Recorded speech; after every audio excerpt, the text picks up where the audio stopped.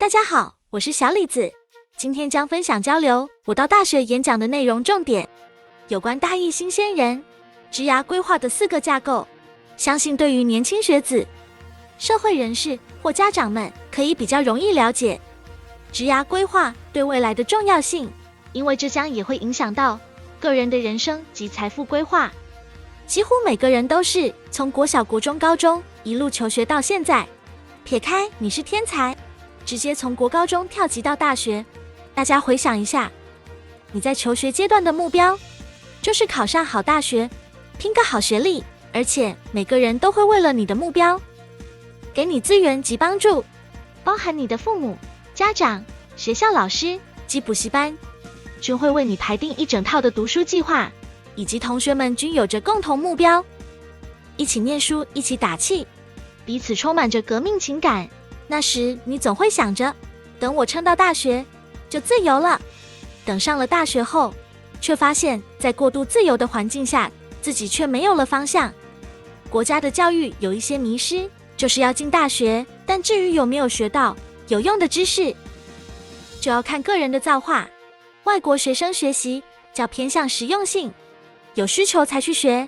甚至就职之后再进修。例如聊天机器人 ChatGPT， 其研发公司 OpenAI 的执行长山姆·阿特曼 Sam Altman 在史丹佛大学辍学，就先去发展相关的实用技术与技能。现在的社会虽然没有强迫你要读大学，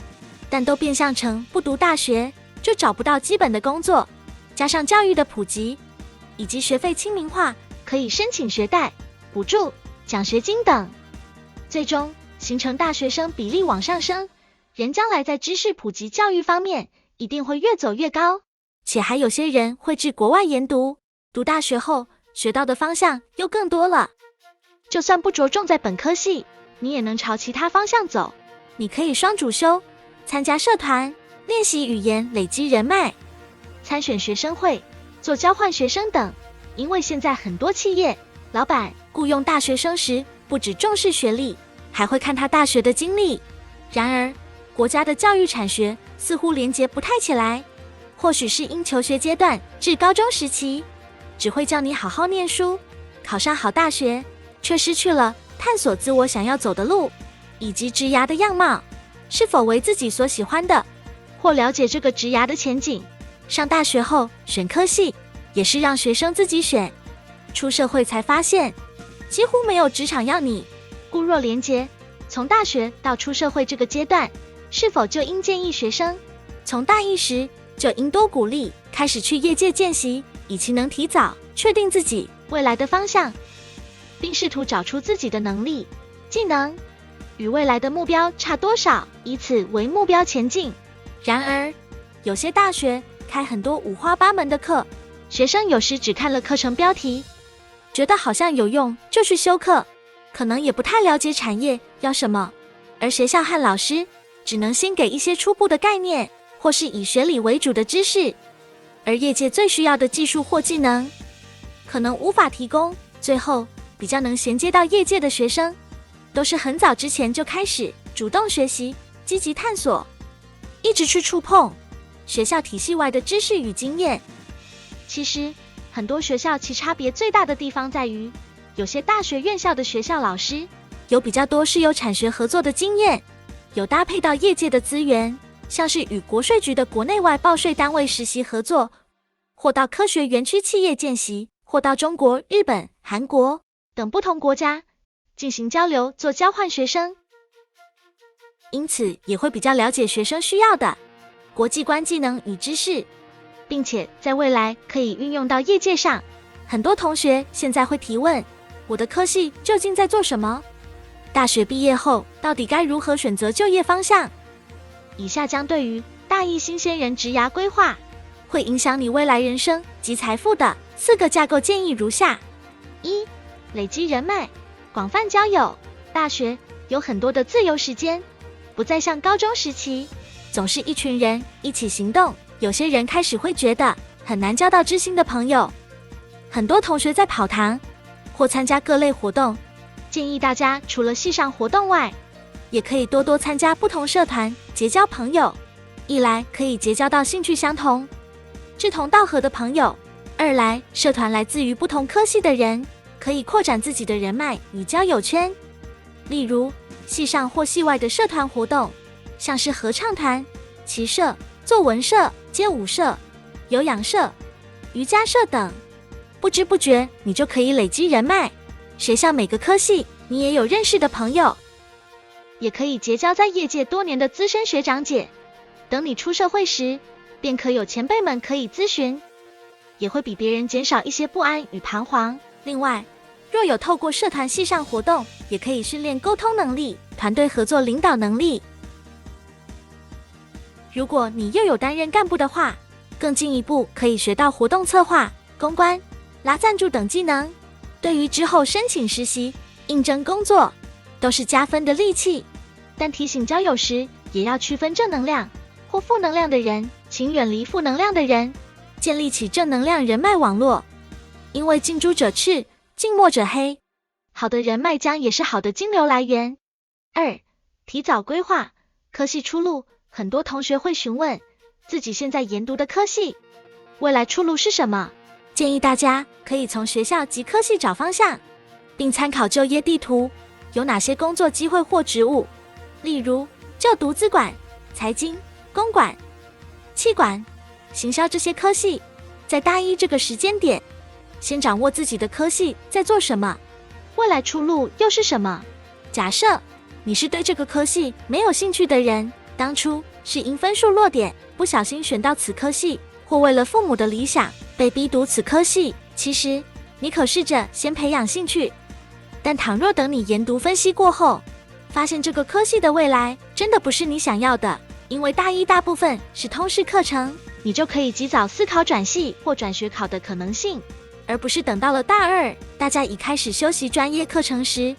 才突然发现不适合。到时转学考就必须面临降转的可能性，也会比较浪费时间和精力。假设你是对这个科系很有兴趣的人，那先恭喜幸运的大家，你可以在大一这年多方尝试，确立自己想要的方向、目标，以及提早规划该如何努力来达成你订立的大学目标。以下第3点将为大家介绍怎么订立大学目标。3、订立目标。所有事情，例如以企管系为案例，因就业出路太过广泛，以至于就业地图呈现的出路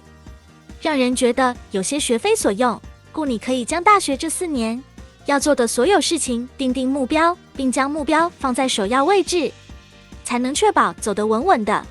不迷失方向。先订立一个目标，假设我确定未来想进某外商财务部，目标就可以先调查这个目标需要哪些条件，像是语文能力、国际观相关实务实习作品等。故你在目标的前一步应该要做到的是，具体来说包含相关实习经验，或是出国交换，培养语言与视野过程。在做这些过程之前，你应该做的是包含在校争取机会，跟教授做研究，或者参加竞赛，累积商业代表作，以作为应征实习的门票，努力。总结，先定以最终目标为首，往回推至每个时期该完成怎么样的里程碑过程，接着再更往前思考，完成这些里程碑